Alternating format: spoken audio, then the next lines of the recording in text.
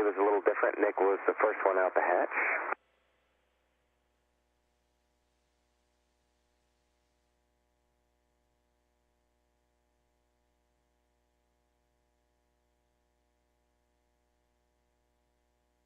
Here are Bob and I being put into the station airlock in preparation for the EVA.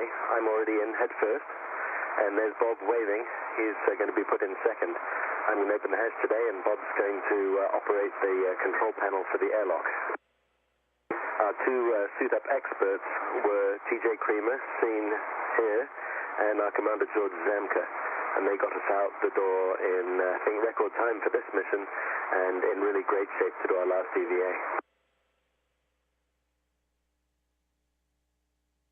Here you can see TJ and George just off the left of the screen putting the SAFER, that's the Simplified Aid for EVA Rescue, on Bob's backpack, his plus.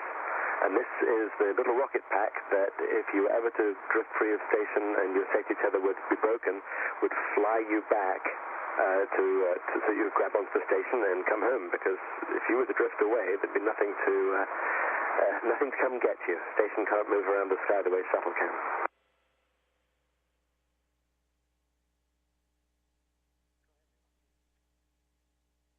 There's George on the left. On goes SAFER, and the next thing will be Bob going feet first into the airlock. This is really, in terms of EVA preparation, one of the easier times for the EV crew member, because you don't have to do anything. You just hang onto a handrail, and somebody else does all the hard work, as you can see.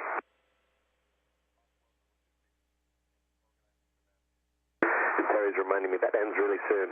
Once you're out of the airlock hatch, it's all hard work. And in goes Bob. And you can see Bob's still on an umbilical so that we don't deplete our oxygen tanks while we're waiting to go out the airlock. We wear an umbilical till the last moment to bring us oxygen straight from station.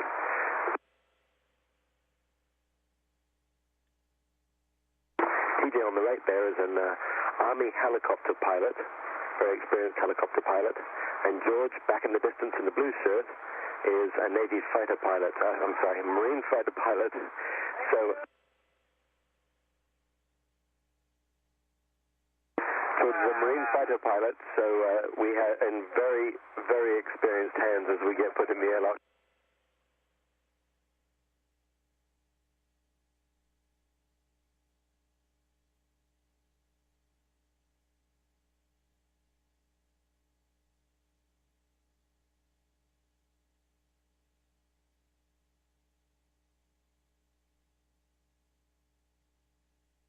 Here's TJ closing the inside hatch, and this is not too long before we'll depress the airlock and open the outside hatch to begin the EVA. Oleg on the right in the red shirt is a Russian cosmonaut here on the International Space Station.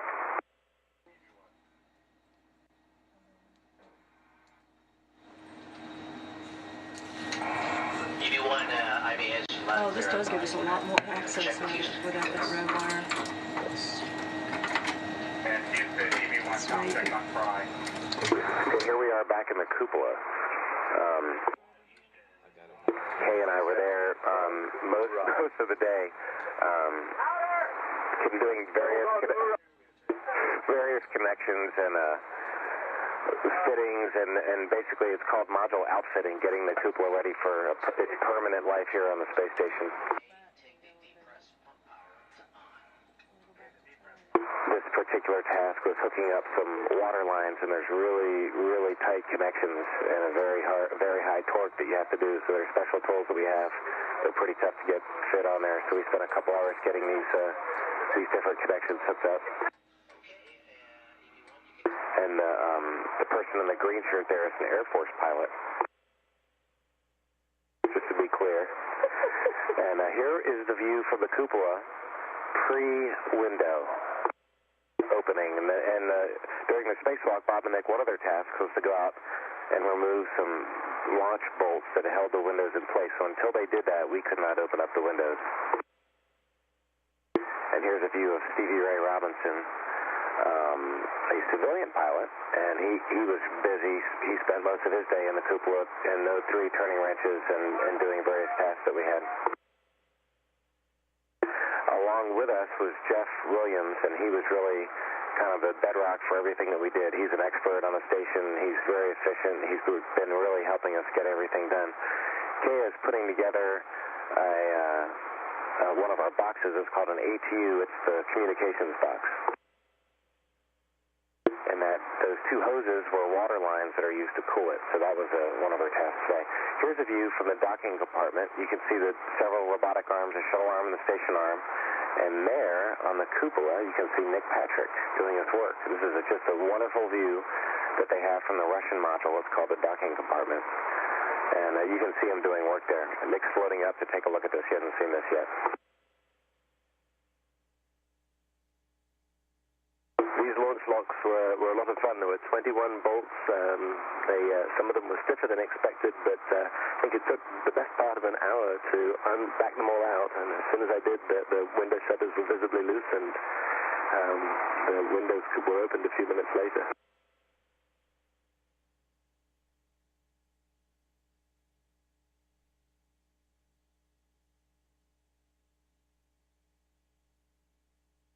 Okay, and this was the funnest part of the day. One of our tasks was to do a window check. And you can see Kay and I in there, and that's Windows 7. That's the window that looks straight down. So you can see we opened it up and we just closed it. And it was a real honor to get to be one of the first people in there to open up the window.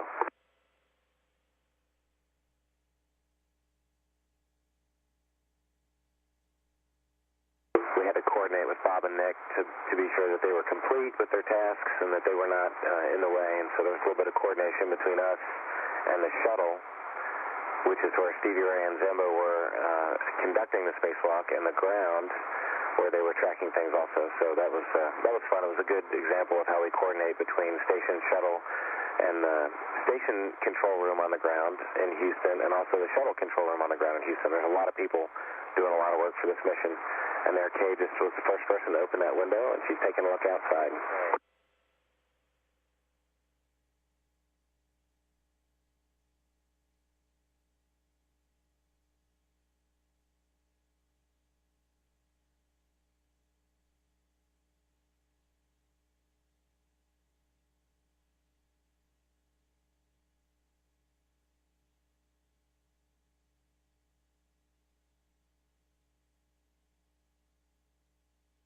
And here comes Jeff Williams down. He's going to help us out.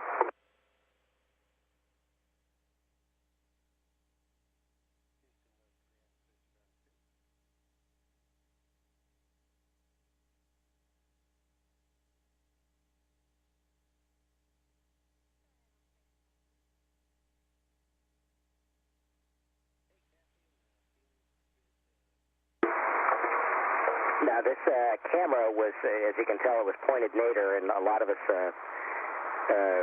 either bumped into it or didn't even know it was there, just because one of the things with the cupola in its orientation is it's just you've got to flip over in order to be heads up in the cupola, which can confuse you for a little bit.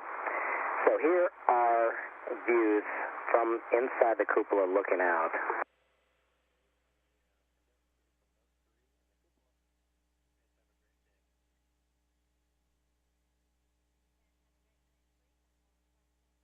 Okay, and we've got several of these, but just witnessed a spectacular sunset from cupola. And one thing that unlike a flat window or a paned window, when you have a hemispheric window, you don't have to have your face right up to it. You can actually back up and just take in the whole view. But you can pretty much see the whole Earth out that window. We've got more coming. This is the conclusion of the EVA, and we'll let this go for a while. But this is Bob Behnken coming on in, and you can tell that there is a massive bags. That front bag, I believe, was the MOI from the cupola that was coming in. And Bob, of course, comes in head first, and Nick was outside, and Nick was handing him more bags. So this is kind of like packing for a vacation, in a Volkswagen Beetle. It's just very limited volume to put your stuff in. And of course, the spacewalk, we still have one spacewalker to go, and he is going to come in feet first. And so I was filming this, and so it took a little while to get Nick up there, but you'll see his feet coming up there shortly, and then the two are there. Well, no, it's another bag. The two are in their kind of reverse attitude, and Nick's job today was to close the hatch.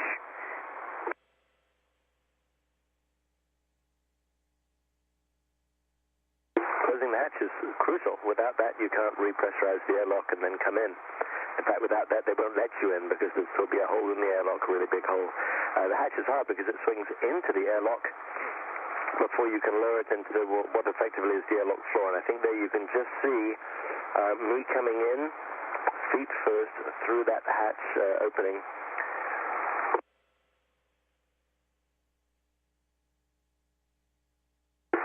And right before you close the hatch, you have to close the thermal cover. It's like a piece of MLI that keeps the temperature of the hatch itself under control. All these things are actually quite difficult, and this was the first spacewalk in which I operated the hatch on spacewalks 1 and 2 that had been done by our EV1, Bob Behnken, whom you see right there through the hatch window this time.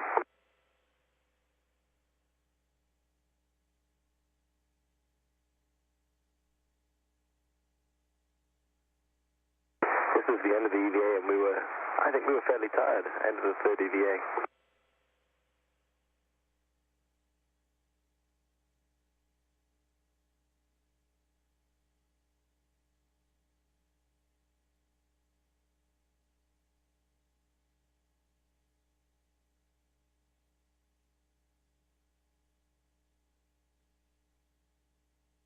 And Mike, here's a view of just sunrise from cupola. I think we did some footage here. The last one was the first time that we had all 7 windows open.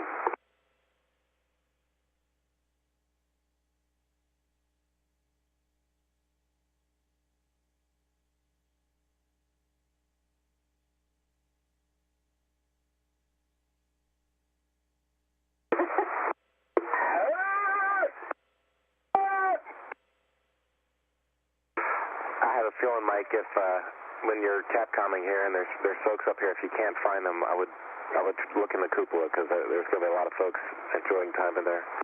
That makes sense. We wish we were there too. That view right there, I had a chance to see Bob and Nick go in right at the end of their EVA when they were clear. We opened up the window and had a chance to see them do their last ingress into the airlock. The airlock's just on the other side of those tanks sticking out.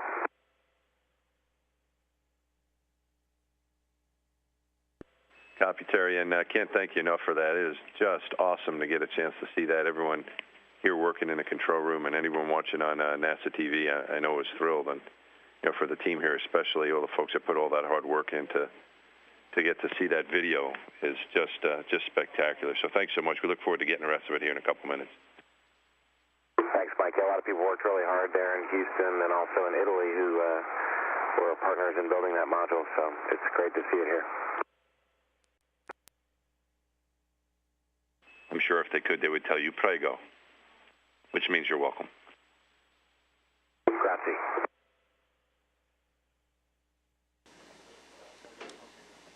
Capcom Mike Massimino there talking with the crew as they narrated some video they sent down. That was just the first installment of today's video. They're currently out of coverage to send down more, but they should be getting the capability back in about 8 minutes. So look for more video to be sent down around 6:30 a.m. Central Time.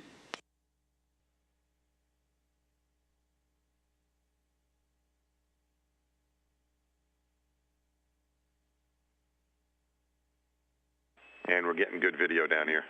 Looks great. Excellent. Okay, I don't think this bears too much narration, other than it's really neat to stick your head out and look at the station. You can see the Progress, the Soyuz. You can see it right in the payload bay of Endeavour. You can see both robotic arms, the truss. You really get a sense that there's a whole big station around you, which is really neat.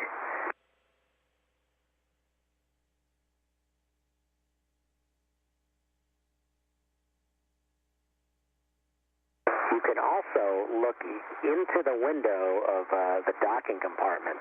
Now, we tried to get some video of somebody waving in there, but the sun just provided too much of a reflection. Here, Terry's getting a good shot of the moon.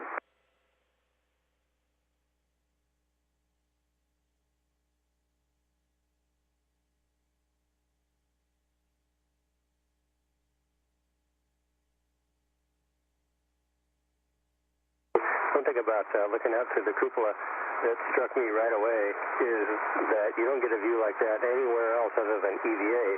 And in some ways, it can be even better, less restricting than being inside that helmet. For instance, in the EMU, you can't really look up at all, and you're quite restricted left and right also. And here's 360 degrees around and up, and all squashed in with the rest of your crew. So there's some elements that are like being EVA and some that are maybe even better. Steve, that sounds awesome. Unfortunately, we lost the signal for the last little bit of it. If you can hit pause and rewind a little bit. Mike, that was the end of our flight day highlights, and here is Zimmo gave me a tape, and I just did a 360-degree tour, so I think narration will just detract from creation there. I'll let you guys watch. Okay, we're getting a good downlink again. Thanks.